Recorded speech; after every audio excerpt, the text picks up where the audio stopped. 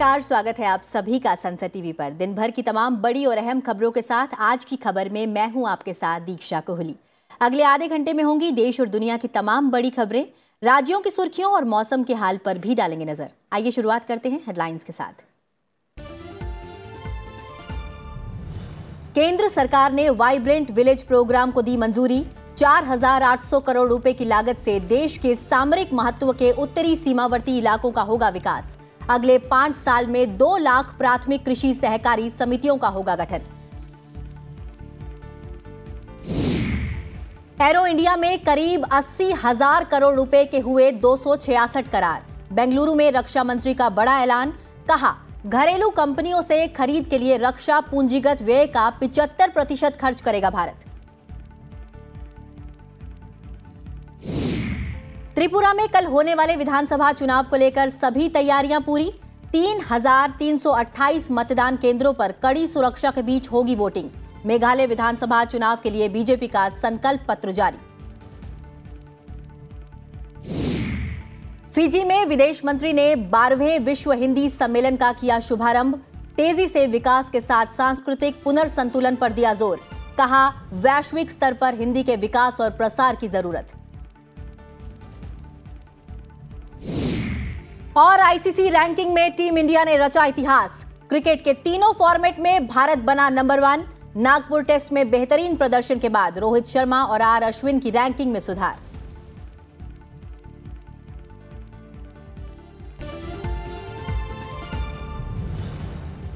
और अब खबरें विस्तार से।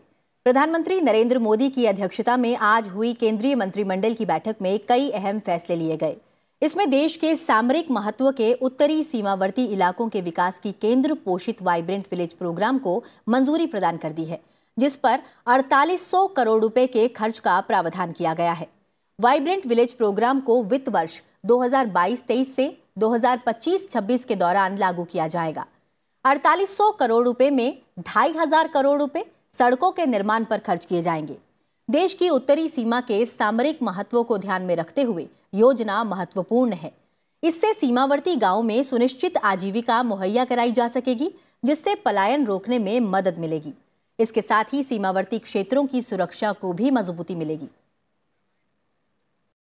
तो वाइब्रेंट विलेजेस प्रोग्राम सन फाइनेंशियल ईयर 2022-23 से लेकर 25-26 तक इसको लागू किया जाएगा। इसके लिए 4,800 करोड़ रुपए का प्रावधान किया गया है, जिसमें लगभग 2,500 करोड़ रुपया सड़कों के निर्माण पर खर्च होगा। देश की उत्तरी सीमा के जो हमारे रणनीतिक महत्व के गांव का समग्र विकास इसमें हो, यह सुनिश्चित किया जाएगा। देश में सहकारिता आंदोलन को मजबूत करने के लिए केंद्रीय मंत्रिमंडल ने अगले 5 साल में 2 लाख प्राथमिक कृषि ऋण समितियों और डेयरी मत्स्य सहकारी समितियां गठित करने के प्रस्ताव को मंजूरी दी है। फिलहाल देश भर में करीब 63,000 पैक्स समितियां सक्रिय हैं। सरकार देश में सहकारिता आंदोलन को मजबूती देने के लिए जमीनी स्तर पर सहकारी समितियों का गठन करना चाहती है। प्रत्येक पंचायत में एक पैक्स समिति बनाने के साथ वहां एक डेयरी सहकारी समिति बनाने और हर एक तटीय पंचायत और विशाल जलाशय वाली पंचायत में मत्स्य पालन समिति बनाने की भी योजना है। यह योजना सहकारी समितियों के सदस्य किसानों को खरीद और विपणन की सुविधाएं मुहैया कराएंगी, जिससे उनकी आमदनी बढ़ाने में मदद मिलेगी। इससे ग्रामीण क्षेत्रों में रोजगार के नए अवसर पैदा होने की भी उम्मीद है। तो 2 लाख ऐसी अनकवर्ड पंचायतों को सैचुरेशन बेसिस पर नई पैक्स का स्थापित करने का निर्णय लिया गया है। अगले 5 वर्षों में इसको पूरा किया जाएगा। डेयरी कोऑपरेटिव्स और फिशरीज कोऑपरेटिव्स की स्थापना किए जाने का लक्ष्य भी इसके साथ रखा गया है। और वर्तमान में जो कोऑपरेटिव्स हैं उनको मजबूत करके सभी कोऑपरेटिव्स को जिला और राज्य स्तर पर फेडरेशन से जोड़ना है। केंद्रीय मंत्रिमंडल ने भारत चीन सीमा की सुरक्षा करने वाली भारत तिब्बत सीमा पुलिस की 7 नई बटालियन और एक क्षेत्रीय हेडक्वार्टर के गठन को मंजूरी दी है। जनवरी 2020 में मंत्रिमंडल ने आईटीबीपी की 47 सीमा चौकी और 12 कैंप स्थापित करने को मंजूरी दी थी। इसके लिए अतिरिक्त बलों की जरूरत होगी। ऐसे में आईटीबीपी की 7 नए बटालियन का गठन करने का निर्णय किया गया है। इसके लिए 9,400 पदों का सृजन भी किया जाएगा।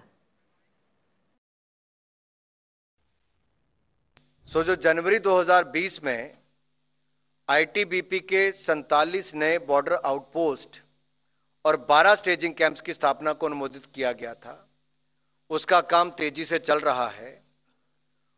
उसको पूरा करने के लिए जो अतिरिक्त बल की आवश्यकता होगी, उसके लिए आज कैबिनेट कमेटी ऑफ सिक्योरिटी ने 7 नई बटालियंस आईटीबीपी की रेज करने के लिए अनुमति दी है, इसका निर्णय लिया है। वहीं एरो इंडिया में 266 भागीदारी की घोषणाओं पर हस्ताक्षर हुए हैं। इसमें 201 समझौता ज्ञापन, 53 बड़ी घोषणाएं और 9 उत्पादों की पेशकश शामिल है। एरो इंडिया में करीब 80,000 करोड़ रुपए का कारोबार हासिल हो सकता है। बेंगलुरु में रक्षा मंत्री राजनाथ सिंह ने महत्वपूर्ण घोषणा की कि सरकार 2023-24 से घरेलू रक्षा निर्माताओं से खरीद पर कुल रक्षा पूंजीगत व्यय का 75% खर्च करेगी। उन्होंने कहा कि एरो इंडिया 2023 ने दिखाया है कि भारतीय रक्षा क्षेत्र शीर्ष वैश्विक रक्षा कंपनियों के साथ मिलकर आगे बढ़ने के लिए तैयार है। उन्होंने समझौतों का जिक्र करते हुए कहा कि भारत के एरोस्पेस क्षेत्र में आज एक नया अध्याय शुरू हुआ है। अभी हमने देखा कि इस समारोह में लगभग 250 एमओयूज साइन किए गए हैं और इसके साथ डीआरडीओ द्वारा टेक्नोलॉजी का ट्रांसफर किया गया है और प्राइवेट और पब्लिक सेक्टर द्वारा नए नए प्रोडक्ट्स को डेवलप और मैन्युफैक्चर करने के लिए महत्वपूर्ण घोषणाएं भी की गई हैं। इन बिजनेस टू बिजनेस इंगेजमेंट्स में अपार बिजनेस पोटेंशियल है और ये इंडियन डिफेंस कंपनीज के ग्लोबल एंगेजमेंट को बढ़ाने में बहुत ही महत्वपूर्ण भूमिका निभाएंगे, ऐसा मेरा विश्वास है। ये एमओयूज और टीओटीज डिफेंस इंडस्ट्रियल सेक्टर के एक्सपेंशन का मार्ग प्रशस्त करेंगे। त्रिपुरा में 60 सदस्यीय विधानसभा के लिए कल मतदान होगा। स्वतंत्र, निष्पक्ष और शांतिपूर्ण चुनाव कराने के लिए सभी तैयारियां पूरी कर ली गई हैं। चुनाव कर्मचारी चुनाव सामग्री के साथ मतदान केंद्रों के लिए रवाना भी हो गए हैं। राज्य में कुल 3,328 मतदान केंद्र बनाए गए हैं, जिनमें से 1100 मतदान केंद्र की पहचान संवेदनशील और 28 की पहचान अति संवेदनशील के रूप में की गई है। कड़ी सुरक्षा के बीच इन मतदान केंद्रों पर सुबह 7 बजे से शाम 4 बजे तक मतदान होगा। निर्वाचन आयोग ने शांतिपूर्ण मतदान सुनिश्चित करने के लिए सभी मतदान केंद्रों पर केंद्रीय सशस्त्र पुलिस बल तैनात किए हैं।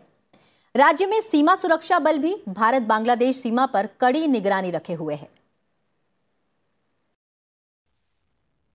तो आज इधर से पोलिंग पर्सनल मूवमेंट कर रहा है, साथ ही साथ सिक्योरिटी पर्सनल भी जा रहा है और यहाँ से अब ईवीएम मटेरियल्स ये सब डिस्पर्सल हो रहा है। डिस्पर्सल होने के बाद ये व्हीकल्स लेंगे पोलिंग पर्सनल्स और लेके इधर से सीधा पोलिंग स्टेशन में जाएंगे। त्रिपुरा में मतदान को लेकर सभी तैयारियां पूरी कर ली गई हैं। अगरतला में मतदान केंद्र का जायजा लिया संसद टीवी संवाददाता अमरेंद्र गुप्ता ने। तैयारियां कर ली हैं, हर बूथ पर जाकर हमने देख रहे हैं तो लगातार जो पोलिंग स्टाफ है वो तैयारियों को अंजाम दे रहा है। और हम इस समय चोरिलम एक जो मतदान केंद्र है चोरिलम हाई स्कूल में असेंबली कॉन्स्टिट्यूंसी का 19 चोरिलम उसके मतदान केंद्र पे है, जहां पे तैयारियों को अंतिम रूप दिया जा रहा है। सबसे खास बात यह है कि इस बूथ पर जितने भी बूथ ऑफिसर्स हैं वो महिलाएं हैं और एक महिला विमेंस एम्पावरमेंट को रिप्रेजेंट कर रहे हैं। वो सारी तैयारियों को अंजाम दे रहे हैं। कल जब लोग मतदान के लिए आएंगे तो उनको वो सुविधा मिले। मैम, किस तरह की तैयारियां की गई हैं इस बूथ पे और क्या विजन है आप लोगों का, किस तरह से सेफली लोगों को मतदान देने के लिए? सेफली मतलब कि सिक्योरिटी मेंबर्स तो है यहाँ पे, तो वो लोग हम लोग को हेल्प करेंगे और जितना भी फैसिलिटीज़ हो हम चाहते हैं कि सारे वोटर्स को मिले। जितना भी फैसिलिटीज़ रैम्प या फिर एजेड लोगों के लिए जितना भी फैसिलिटीज़ मतलब उन लोगों को चाहिए, हम लोग ट्राई करेंगे कि उनको वो देने के लिए मतलब जितना हो सके हम लोगों की तरफ से। जी ये वीमेन का एक मतदान केंद्र है जहाँ सभी महिलाएं हैं, तो आप लोगों का महिलाओं के लिए किस तरह का एक मैसेज है कि किस तरह से वो वोट करें, क्योंकि आप लोग भी चूंकि पोलिंग स्टाफ हैं, तो किस तरह का एक मैसेज देना चाहते हैं? हम मैसेज ये देना चाहते हैं कि वो सब वोट देने आए, ज़रूर आए, और जो छोटे बच्चे हैं उनको हम प्रायोरिटी देंगे, उनको लाइन में पहले खड़ा करेंगे, इसलिए निर्भय होकर वोट देने आए। यही मेरा मैसेज है। जी मैम, आप क्या कहेंगे? हाँ, मैं भी यही कहना चाहती हूँ, सभी आए, हम लोग जितने भी फैसिलिटी दे सकते हैं हम देंगे। हम भी है, महिला है, यहाँ पे है, कोई डर नहीं, भय नहीं, बहुत अच्छे से आ सकते हैं और वोट दे सकते हैं। तो ये बड़ी बात है कि इस मतदान केंद्र पे जो पोलिंग ऑफिसर्स हैं वो सारी महिलाएं हैं, और उनका कहना है कि महिला, पुरुष, बच्चे जो भी हैं बेहिचक पोलिंग बूथ पे आएं और सुबह 7 बजे से 4 बजे तक अपने मत का प्रयोग करें। और त्रिपुरा से सीधे हमारे साथ जुड़ रहे हैं हमारे संवाददाता अमरेंद्र गुप्ता। अमरेंद्र, आप लगातार त्रिपुरा में बने हुए हैं, हमने देखा कि आपने पोलिंग बूथ्स में जाकर वहां बातचीत की, महिला सशक्तिकरण भी हमें वहां पर नजर आया। लेकिन एक सवाल ये रहेगा कि अगर मतदान केंद्रों की बात की जाए तो कुछ मतदान केंद्र संवेदनशील हैं और कुछ अति संवेदनशील हैं। ऐसे में सुरक्षा को लेकर क्या कुछ तैयारियां की गई हैं?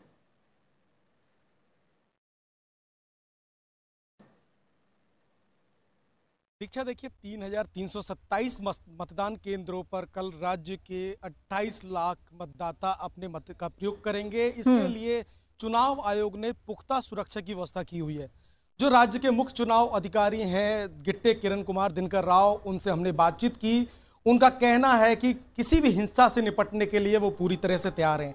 इसके लिए बाकायदा कई सारी प्लानिंग के साथ फोर्सेस को डिप्लॉयड किया गया है। लगभग 31,000 मतदान कर्मी सुबह 7 बजे से लोगों को मतदान दिलाने में सहायता करेंगे। इसके अलावा मैं आपको बता दूं कि सुरक्षा के मद्देनजर टोटल 60,000 से अधिक पैरा मिलिट्री फोर्सेज और स्टेट पुलिस की फोर्सेज हैं जिनको डिप्लॉयड किया गया है। हमने कई सारे मतदान केंद्रों का जायजा लिया, उसमें मैं बता दूं कि इस बार थोड़ी सी व्यवस्था अलग की गई है। मतदान केंद्रों में 3 लेयर से सिक्योरिटी की व्यवस्था की गई है, यानी कि जो मेन गेट होगा वहां पे पैरा मिलिट्री की फोर्सेस होगी, उसके बाद जो है स्टेट की अदर पुलिस की फोर्सेस, और जो पहला जो गेट है जहां से मतदाता एंट्री करेंगे वहां पे जो स्टेट की पुलिस है वो उनको आइडेंटिफाई करके मतदान स्थल पर मतदान करने के लिए भेजेगी। तो एक बड़ी व्यवस्था उन्होंने की हुई है। इसके अलावा किसी भी तरह की अव्यवस्था होने की स्थिति में हर मतदान केंद्र को एक अलग से लैंडलाइन नंबर, एक मोबाइल नंबर और एक व्हाट्सएप नंबर दिया गया है कि किसी भी तरह की अराजक की स्थिति या कोई मतदान करने से रोकता है तो इन नंबरों पर फोन कर सूचना दे सकते हैं या व्हाट्सएप कर मैसेज कर सकते हैं, जिससे चुनाव आयोग तुरंत उस पर कार्रवाई करेगा। इसके अलावा हमने आज पूरे दिन भर में कई विधानसभा क्षेत्रों का जायजा लिया, जिसमें हमने इंटीरियर त्रिपुरा के कई विधानसभा, जिसमें चोरुलम है, जिसमें गोमती नगर है, कई सारे विधानसभाओं में जो मतदान केंद्र की तैयारियां हैं उसका जायजा लिया। सबसे अच्छी बात यह है कि चुनाव आयोग की तैयारियों से न सिर्फ यहाँ की स्थानीय जनता खुश है, वरना बल्कि वो चाहती है कि मत के जो उनका मत का राइट है वो भी पूरा किया जाए। इस बार सबसे अच्छी बात है कि यूथ वोटर्स की संख्या काफी हुई है। लगभग 60,000 यूथ वोटर्स भी पहली बार ऐड हुए हैं। और स्टेट में मैं आपको बता दूं लगभग 675 ऐसे मतदाता हैं जिनकी उम्र 100 साल के आसपास है, और लगभग 10,000 के मतदाता हैं 80 साल के आसपास है, और थर्ड जेंडर जो राज्य में है लगभग 80 मतदाता हैं, उनके लिए भी मतदान स्थल पर विशेष व्यवस्था की गई है। बिल्कुल विशेष व्यवस्था की गई है जिस तरीके से आपने बताया, और 3 लेयर सिक्योरिटी है। तो हम यही उम्मीद करते हैं कि जो कल का चुनाव है वो शांतिपूर्ण तरीके से हो। बहुत बहुत धन्यवाद इस जानकारी के लिए अमरेंद्र। बढ़ते हैं अगली खबर की ओर। बीजेपी के राष्ट्रीय अध्यक्ष जेपी नड्डा ने आज शिलांग में मेघालय विधानसभा चुनाव के लिए पार्टी का घोषणा पत्र जारी किया। पार्टी के संकल्प पत्र में राज्यों में भ्रष्टाचार की जांच के लिए सुप्रीम कोर्ट के सेवानिवृत्त जज की अध्यक्षता में विशेष कार्यबल गठित करने की बात की गई। पार्टी अध्यक्ष ने महिलाओं और युवाओं के सशक्तिकरण की अनेक योजनाओं का भी वादा किया। उन्होंने कहा कि बालिकाओं को केजी से लेकर पीजी तक मुफ्त शिक्षा दी जाएगी। बीजेपी अध्यक्ष ने कहा कि अगर उनकी पार्टी जीतती है तो महिलाओं को सरकारी नौकरी में 33% आरक्षण भी दिया जाएगा और मेधावी छात्रों को निःशुल्क स्कूटी दी जाएगी। राज्य में 27 फरवरी को मतदान होना है।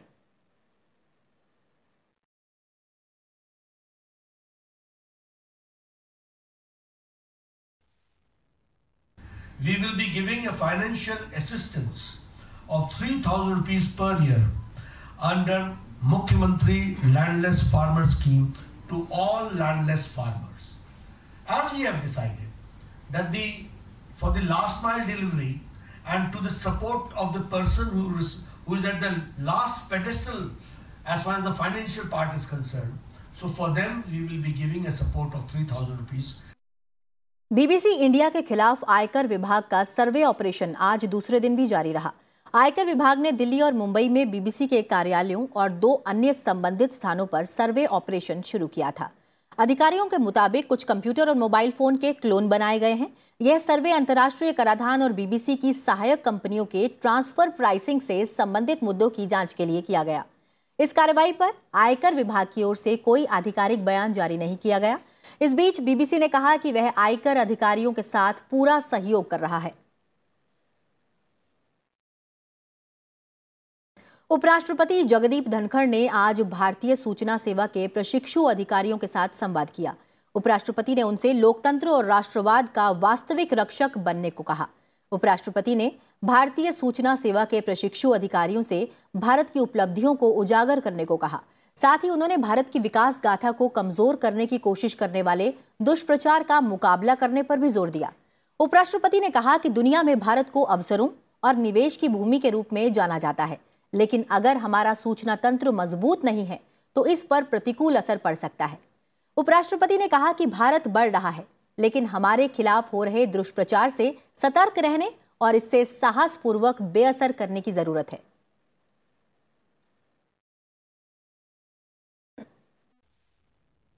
India is on the rise. Sinister designs are there to set afloat a narrative by free fall of information. We have to be alert.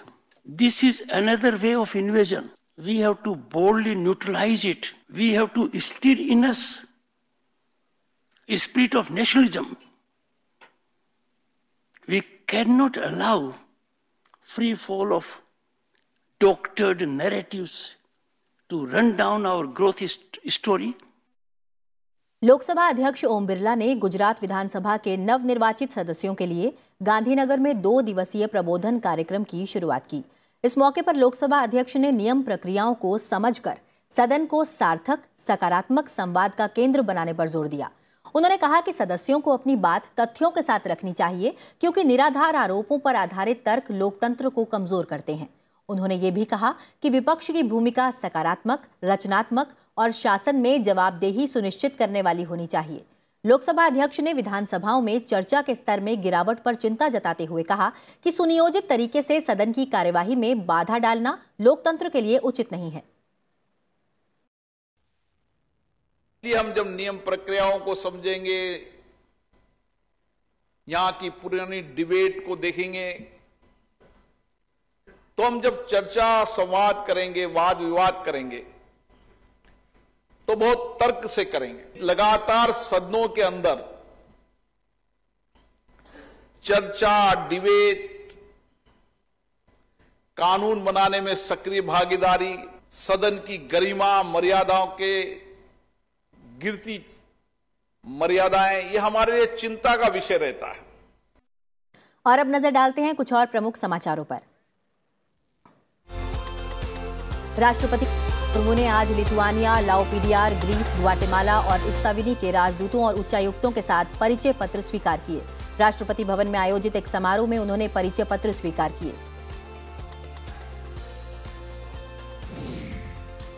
Bangladesh दौरे पर गए विदेश सचिव विनय क्वात्रा ने आज बांग्लादेश की प्रधानमंत्री शेख हसीना से शिष्टाचार मुलाकात की। इस दौरान उन्होंने व्यापक और गहन विकास और आर्थिक साझेदारी के लिए भारत के समर्थन का भरोसा दिया। दूरसंचार विभाग ने कॉल ड्रॉप पर रोक लगाने और कॉल की गुणवत्ता सुधारने के लिए दूरसंचार नियामक ट्राई से सेवाओं की गुणवत्ता संबंधी मानक सख्त करने को कहा है। सुप्रीम कोर्ट अमेरिका स्थित हिंडनबर्ग रिसर्च द्वारा लगाए गए आरोपों के मद्देनजर अडानी समूह की कंपनियों के खिलाफ एक कांग्रेस नेता की याचिका पर 17 फरवरी को सुनवाई करने पर सहमत हो गया है। सीबीएसई बोर्ड की 10वीं और 12वीं कक्षाओं की परीक्षाएं आज से शुरू हो गई हैं, जो 5 अप्रैल तक चलेंगी। भारत और 26 देशों के 7,250 से अधिक केंद्रों पर छात्र परीक्षा में शामिल हुए। अमेरिका के राष्ट्रपति जो बाइडेन के प्रशासन ने चाइल्ड स्टेटस प्रोटेक्शन एक्ट के तहत कुछ स्थितियों में किसी प्रवासी की आयु की गणना के मकसद के लिए नीति संबंधी एक नियमावली में बदलाव की घोषणा की है। इससे कई भारतीयों को लाभ होगा। संयुक्त राष्ट्र के महासचिव एंटोनियो गुतेरेस ने सचेत किया है कि यदि ग्लोबल वार्मिंग को चमत्कारिक रूप से 1.5 डिग्री सेल्सियस तक सीमित कर भी लिया जाए तो भी समुद्र का जल स्तर काफी बढ़ेगा, जिसकी वजह से कई देशों के लिए अस्तित्व का संकट उत्पन्न हो जाएगा। भारत ने अंतर्राष्ट्रीय मोटा अनाज वर्ष 2023 मनाने के लिए न्यूयॉर्क में संयुक्त राष्ट्र मुख्यालय में मोटे अनाजों की एक विशेष प्रदर्शनी लगाई है। प्रदर्शनी 17 फरवरी तक लगी रहेगी। चीन ने ईरान के राष्ट्रपति इब्राहिम रईसी के दौरे के दौरान उनके देश के लिए अपना समर्थन व्यक्त किया।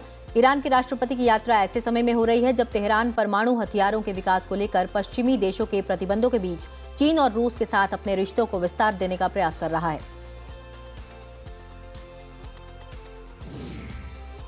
तुर्की में पिछले सप्ताह आए भूकंप के कारण देश में अब तक 35,000 से अधिक लोगों की मौत हो चुकी है। यह 100 साल पहले देश की स्थापना के बाद से सबसे घातक आपदा है।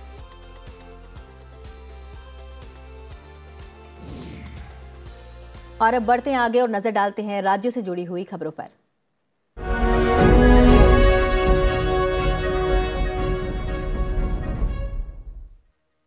राष्ट्रपति द्रौपदी मुर्मू 20 फरवरी को अरुणाचल प्रदेश के स्थापना दिवस पर एक कार्यक्रम में हिस्सा लेंगी और 21 फरवरी को राज्य विधानसभा के एक विशेष सत्र को संबोधित करेंगी।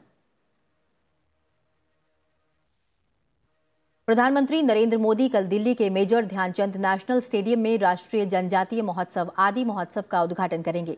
इस साल इसका आयोजन 16 से 27 फरवरी तक दिल्ली में किया जा रहा है। पश्चिम बंगाल की वित्त मंत्री चंद्रिमा भट्टाचार्य ने विधानसभा में वित्त वर्ष 2023-24 के लिए 3.39 लाख करोड़ रुपए का बजट पेश किया।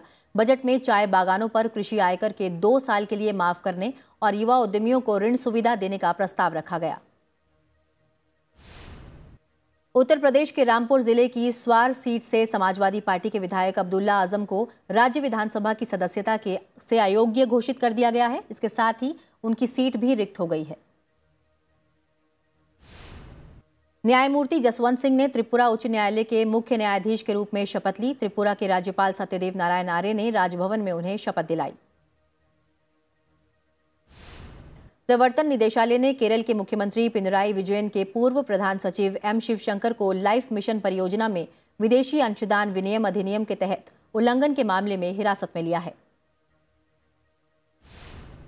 उत्तर प्रदेश के कन्नौज सदर विधानसभा क्षेत्र से 3 बार बीजेपी विधायक रहे और वर्तमान में उत्तर प्रदेश विधान परिषद सदस्य बनवारी लाल दोहरे का आज सुबह निधन हो गया।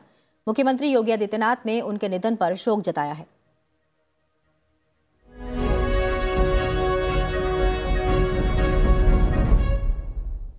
विदेश मंत्री एस जयशंकर ने कहा है कि अंतर्राष्ट्रीय व्यवस्था में पुनर्संतुलन हो रहा है और वह युग पीछे छूट गया है जब प्रगति का मानक पश्चिमीकरण को माना जाता था। विदेश मंत्री ने फिजी के राष्ट्रपति विलियम कोटफिनेरे के साथ एक डाक टिकट जारी किया और 6 पुस्तकों का विमोचन भी किया। फिजी के प्रमुख शहर नांदी में 12वें विश्व हिंदी सम्मेलन के उद्घाटन के अवसर पर उन्होंने कहा कि अंतर्राष्ट्रीय व्यवस्था में धीरे धीरे व्यापक बहुध्रुवीयता उत्पन्न हो रही है और अगर तेजी से विकास करना है तो यह आवश्यक है कि सांस्कृतिक पुनर्संतुलन भी हो। विदेश मंत्री ने कहा कि अंतर्राष्ट्रीय संबंधों के संदर्भ में हिंदी के महत्व को बढ़ावा दिए जाने की जरूरत है। एस जयशंकर ने कहा कि भाषा न केवल पहचान की अभिव्यक्ति है बल्कि भारत और अन्य देशों को जोड़ने का माध्यम भी है। फिजी सरकार और भारतीय विदेश मंत्रालय की ओर से आयोजित इस सम्मेलन में दुनिया भर से हिंदी के 1000 से अधिक विद्वान और लेखक भाग ले रहे हैं। सम्मेलन में गृह राज्य मंत्री अजय मिश्रा और विदेश राज्य मंत्री वी मुरलीधरन भी मौजूद थे।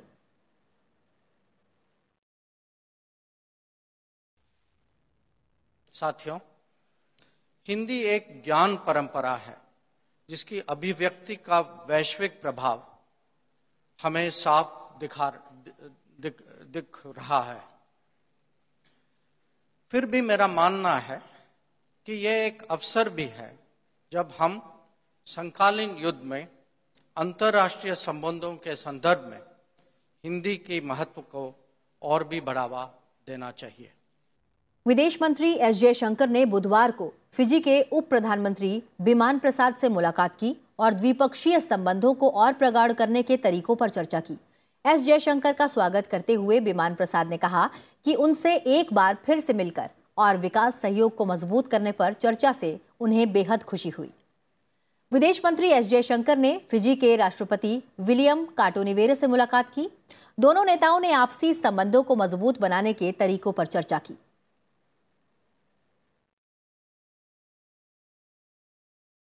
फिजी के प्रमुख शहर नांदी में 12वें विश्व हिंदी सम्मेलन का शुभारंभ हो गया है।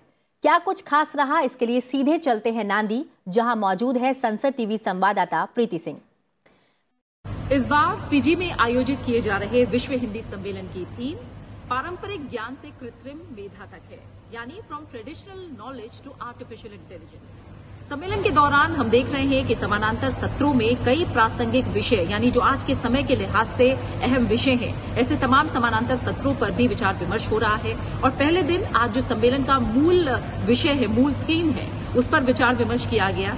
इसके साथ ही फिजी और प्रशांत क्षेत्र में हिंदी विषय पर, साथ ही 21वीं सदी में सूचना प्रौद्योगिकी और हिंदी को लेकर चर्चा की गई। कल भी तमाम समानांतर सत्र हैं जो आयोजित किए जाने हैं। इनमें अगर हम देखें तो वैश्विक परिदृश्य में जो हिंदी सिनेमा है उसके विभिन्न रूप, और साथ ही फिजी और प्रशांत क्षेत्र में जो हिंदी की स्थिति है इस पर विचार विमर्श किया जाएगा, मंथन होगा। आज हमने देखा कि फिजी के जो प्रधानमंत्री हैं सितिवेरी रबुका, उन्होंने लोगों को संबोधित किया और फिजी को विश्व हिंदी सम्मेलन के आयोजन का अवसर देने के लिए उन्होंने भारत का तहे दिल से शुक्रिया अदा किया, धन्यवाद किया और कहा कि फिजी में जो विश्व हिंदी सम्मेलन का आयोजन हुआ है वो सबसे बड़े वैश्विक सम्मेलन में से एक है जो फिजी में आयोजित किया गया है। इस तमाम जानकारी के लिए बहुत बहुत शुक्रिया प्रीति। बढ़ते हैं अगली खबर की ओर। जर्मन चांसलर ओलाफ शोल्ज की भारत यात्रा के पहले आज जलवायु परिवर्तन मामले पर उनके विशेष दूत जेनिफर मार्गन ने दिल्ली में विभिन्न मंत्रालयों के शीर्ष अधिकारियों से मुलाकात कर इस अहम मसले पर आपसी सहयोग की संभावनाओं का आकलन किया। Germany has really prioritized in the climate negotiations supporting loss and damage adaptation finance. But we also know that the more that we're able to reduce emissions, the more we're able to transform our economies to zero carbon, and the faster, the less impacts there will be. So we take our responsibility to lead very seriously. और अब खेल की दुनिया से जुड़ी भारत के लिए एक अच्छी खबर। टीम इंडिया आईसीसी की नई टेस्ट रैंकिंग में भारत शीर्ष स्थान हासिल करने के साथ ही तीनों फॉर्मेट्स में नंबर 1 टीम बन गई है। बॉर्डर गावस्कर टेस्ट सीरीज के पहले मैच में ऑस्ट्रेलिया पर पारी और 132 रन की जीत से भारतीय टीम ने शीर्ष रैंकिंग हासिल कर ली है। भारत पहले से ही T20 प्रारूप की शीर्ष टीम है, जबकि पिछले महीने न्यूजीलैंड को एक दिवसीय श्रृंखला में 3-0 से हराकर टीम ने 50 ओवर प्रारूप के रैंकिंग में पहला स्थान हासिल किया था। रविचंद्रन अश्विन नागपुर टेस्ट में 8 विकेट चटकाने के बाद पुरुष टेस्ट गेंदबाजों की रैंकिंग में दूसरे स्थान पर पहुंच गए हैं। बल्लेबाजों की सूची में कप्तान रोहित शर्मा 10वें से 8वें पायदान पर पहुंच गए हैं। भारत के हरफनमौला खिलाड़ी अक्षर पटेल टेस्ट ऑलराउंडर रैंकिंग में 6ठे स्थान की छलांग लगाकर 7वें स्थान पर पहुंच गए हैं। इटली में विराजियो कार्निवल की 150वीं वर्षगांठ पर भव्य आयोजन किया जा रहा है। चलते चलते आपको छोड़े जाते हैं इसी की तस्वीरों के साथ। फिलहाल मुझे दीजिए इजाजत, अपना ख्याल रखिए और देखते रहिए संसद टीवी। नमस्कार।